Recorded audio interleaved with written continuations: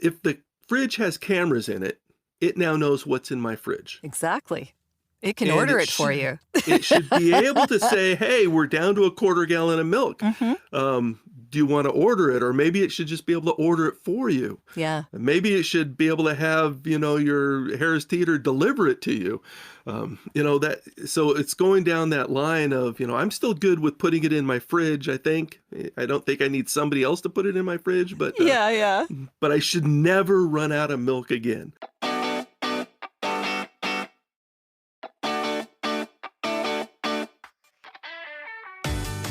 Welcome to Audio Branding, the hidden gem of marketing. I'm your host, Jody Krangle, and this podcast will discuss just how sound influences our behavior. I generally talk about this in the context of advertising and marketing, but there are other places this is important too. I really feel that it plays a much more important role in our lives than maybe we realize. So let's delve a little deeper. This is the second part of my interview with Chip Edwards. Building a voice app is something that you do, or how does that work exactly? So voice apps are technical, so you need to have some technical expertise if you're going to build it. And it takes a little bit of a mind shift from most technologists, because most technology people are used to visual interfaces. How can I do a great user interface and I can make my website easy to navigate? Sure.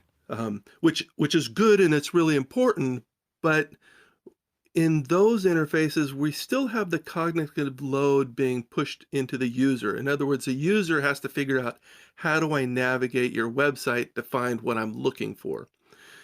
In the voice app space, the model shifts, because now people can say anything and the computer has got to figure out, what did they mean? And how do I figure out, what did they want to do? Mm-hmm. And then how do I respond to them? And so the model for how technologists actually build things is a little bit different in the voice space. So it's not simple yet to be able to build voice apps. And that's one of the things that I do as a company, is we build those voice apps and we bridge the gap between the voice space and your content that's out on your website. So Okay. you can keep putting content on your website, and now there's a voice app that we put together in the middle so people can talk to you, your brand, and be able to get to your content. Okay. So you've kind of in that same explanation explained what a voice app is. So that's that's really great.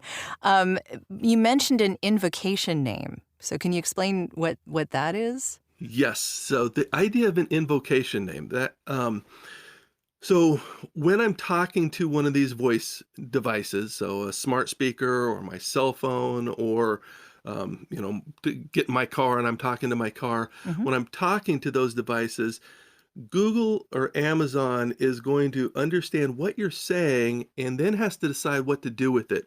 So to be able to connect what somebody says to the voice app, they use an invocation name. It's kind of like a domain name in the internet, where I build my website and I use a domain name to be able to, people can get to my website using that domain name. Okay. In the voice app space, you have an invocation name. So when people use that invocation name, Google and Amazon know, oh, they want to use this voice app to be able to carry on a dialogue with that content, with that brand. Mm-hmm. So that's the invocation name. As far as what it is, Amazon and Google did one more thing that's actually pretty important.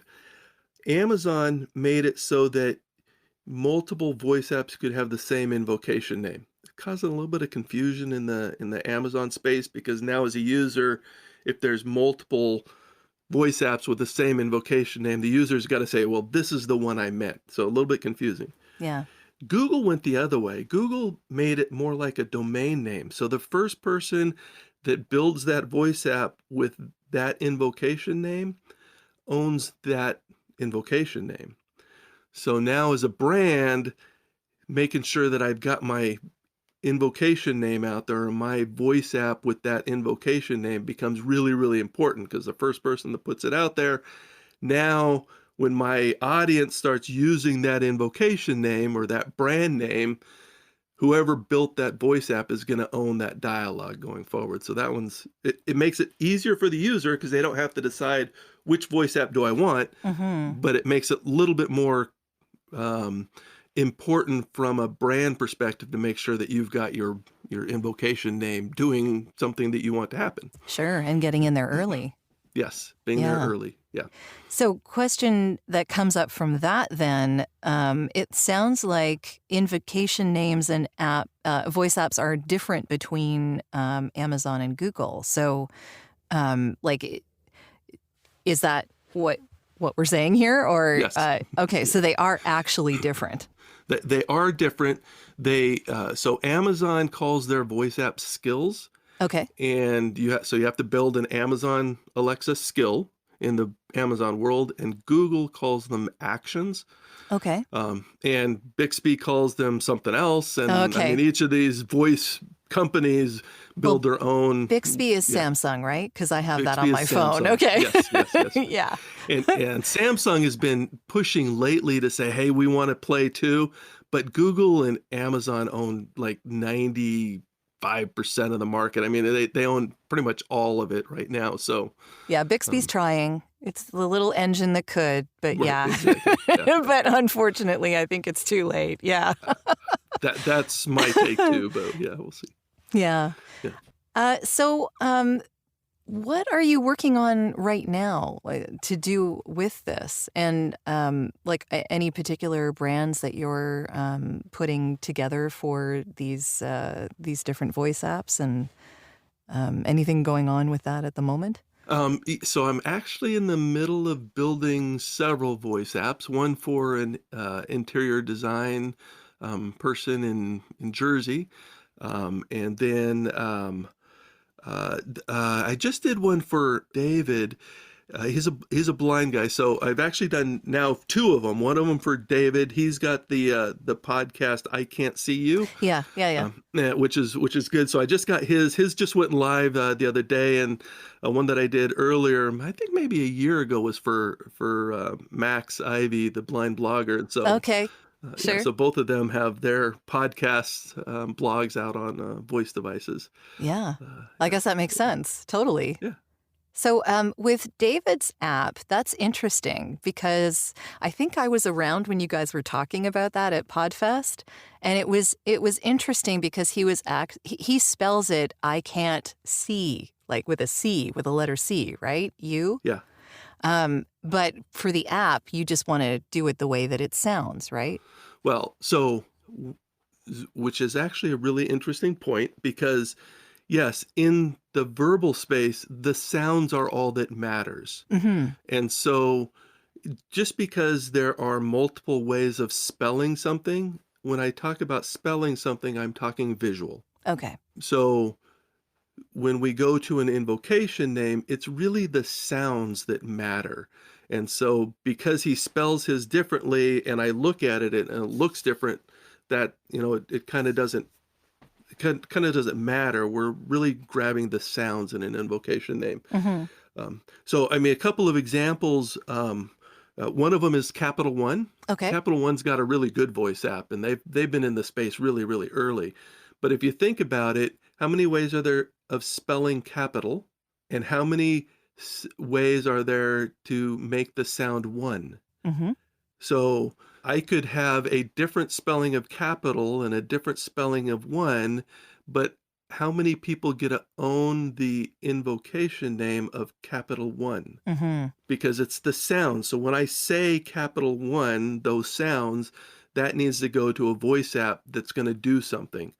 So the first person that builds that voice app in Google Space is going to own it. But from a brand perspective, I think, okay, well, it's spelled different. Well, it doesn't matter in the voice space. In the sound space, it's really what are the sounds. So you need to go through, what are all the homonyms and the words that even are close enough. I mean, no, they're not homonyms, but they sound similar enough Yeah. that voice technology couldn't tell the difference. those are the people that you're competing with of who's going to get that first is what's going to happen. Yeah, it's really interesting too, because I guess no matter how many different ways it's spelled, the way it sounds is just that one thing. Right. And so you'd get all of the different spellings. It just wouldn't matter. Correct. Yeah. Yeah. Yeah. So is there anything else that you think we should pay attention to in this space? What else to pay attention to? I mean, it's getting pretty big, so. It is getting big. I mean, just from a stats perspective, there's like in the US, there's over 70 million people that own the devices, and the average, I think the last I saw was up to like 2.6 devices per person at the time. Wow. So, and that's just the smart speakers. We're not talking about voice technology because that's much bigger than just smart speakers. Oh, yeah. I mean, it'll be in appliances before too long. Yeah. It'll be in everything. Yeah. Exactly. Yeah. I mean, it's going to be your fridge that's Yeah. going to have, and there's some crossover. Actually, that was interesting when you talk fridges, because there's a crossover between voice technology and what they're referring to as IoT or Internet of Things, Oh, okay. where they're putting smarts inside of devices. So like my fridge, it used to be you would have to open up the fridge to be able to see what's inside of it. Now they got the screens on there, so you don't actually have to open the fridge. It'll just show you a picture of what's in there. Yeah. And now you can talk to your fridge and put something on the shopping list and stuff like that. But where we're going with that is actually pretty interesting, because if the fridge has cameras in it, it now knows what's in my fridge. Exactly. It can And order it for you. It should be able to say, hey, we're down to a quarter gallon of milk. Do you want to order it? Or maybe it should just be able to order it for you. Yeah. Maybe it should be able to have, your Harris Teeter deliver it to you.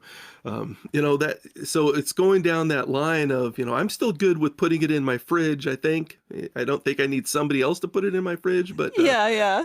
but I should never run out of milk again. I want my coffee maker to do that. Oh, that would be great. Exactly. I can have my coffee maker order new coffee for me. Thank you. Yeah, exactly. You're getting a little bit low, and it better be here before I use that last time. I know. I need my Major Dickinsons now. Stat. Exactly. Yep. Yeah, there's so much. I mean, yeah, if you think about this, like even people who do crafts, if you have like a, knitting yarn, needlepoint, whatever, low on thread, you could have your a chest or whatever that holds all these things have some kind of sensor on it that tells you you're low on this yarn. I mean, there's a whole bunch of applications. Yeah. And again, it gets a little freaky with the whole advertising, marketing, privacy issue as well, because, there's a whole lot of stuff that can go into a fridge or, like lots of other things.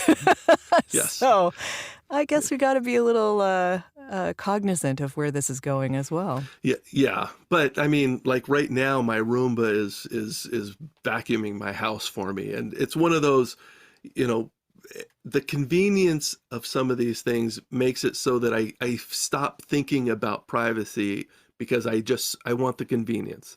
I don't have to vacuum my house anymore. Yeah. Matter of fact, my vacuum cleaner tells me, hey, my bin is full. Will you empty me? I mean, so. Yeah, we're getting talked at from all levels. Yes, exactly. It's pretty funny, actually. So I guess the whole the privacy thing is big, but then I guess we're sort of giving away little pieces of our likes and dislikes in order to get things more cheaply or quicker, or it's a kind of currency almost, our privacy. Yes. Yep. Exactly. And we like our convenience, and we give up our privacy. It's true. What happens. Little by little. And it's a two-edged sword, because in one way I don't want to give up my privacy, but in the other way I want what it gives me by giving up my privacy. I want Google to be able to complete my sentence when I start typing on the search bar. Sure. Because that makes it easier for me. I don't have to finish my sentence. It did for me because it knows about me. Well, also, Yeah. Gmail, we're getting that for Hmm. most of us are getting it for free, right? Yeah. So free being the Right. operative word because we're giving away our privacy to get it for free. Exactly. I mean, yeah. Do we really understand what it meant that now Google has all of our email? Yeah. But not I only mean, that, they have Google Voice, right? hmm. So Google also has our voice prints. Yep. Which, Yeah. who knows how that'll be used. And, Yes. that's a big sticking point for me because I make my living doing those voices and I don't Mm-hmm. want a computer to be able to sound exactly like me. Yes. There's kind Yeah. of, there's trade-offs here. Yeah, it's Yeah. going to be interesting. The next 10 years or so, we're going to see some really interesting shifts. Yes. And that's actually a really interesting point that you just brought up because there is a lot of work happening in that space to be able to take your voice imprint, and then make something sound like you. Hmm. I mean, there's places that you can go or I can go and record my voice a bunch of times, and it's not very good right now. But I mean, we know Siri, we know KFC, we know, I mean, a number of these where they've actually had people come in and give enough voice imprints that now I can type something in and make it sound like whoever did that voice imprint. Hmm. Um, Yeah, the emotion is still a little more mhm. difficult to inject Yes. into that artificial creation. Hmm. But it's getting pretty close. I mean, I've Yeah. heard some pretty good approximations, people having Yeah. conversations with a robot on the phone and they don't even know it. Right. Right. Yep. So Yeah. yeah, interesting. And We're Amazon, yeah, I was going to say Amazon Polly, which is their text to speech processing engine. They've done some stuff in there that's pretty interesting as well, as far as you can specify how often you want a breath mark to happen, and so that it puts those things, those human type things into the voice conversion for you. And so as you're sending something back out to the smart speaker voice device, Mhm. you can use different voices, and you can have different levels of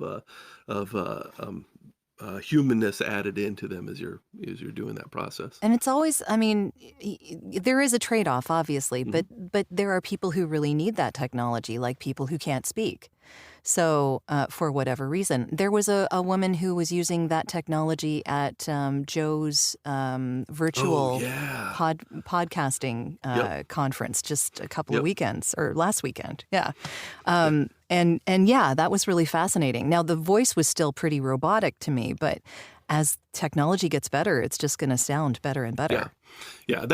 That was actually amazing. I agree with you. That was amazing because she had a set of thoughts that she wanted to communicate, and she couldn't communicate them because of the disease she has, Hmm. but she was able to type them in, and now you could take that text to speech, and now you could hear the thoughts that she wanted to communicate, and it was amazing. So It really yeah. was, yeah. So good to have that kind of thing for people that need it. Right. Yeah. Hmm. So yeah, I guess there's a trade-off. Yes. There's a trade-off. Exactly. Yeah. Yeah. Well, this has been absolutely fantastic. How can people find out more about you? What URLs, are you on Facebook? Are you on LinkedIn? Is there a particular place you favor?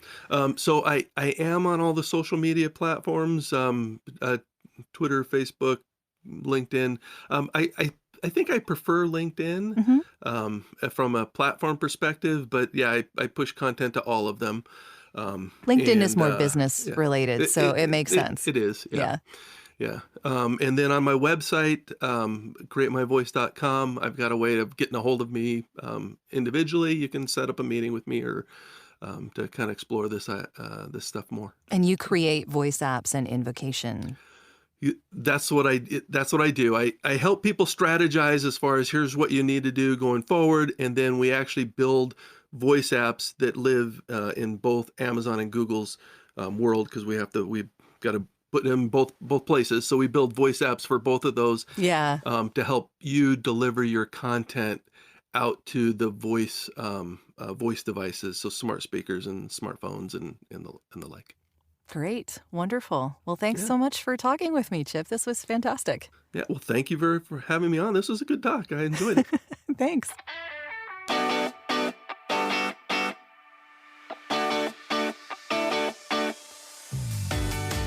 Well, that's the end of this episode. Thanks for listening. And if you like what you heard, please take a moment to give the podcast a review. It's greatly appreciated and super helpful. Until next time.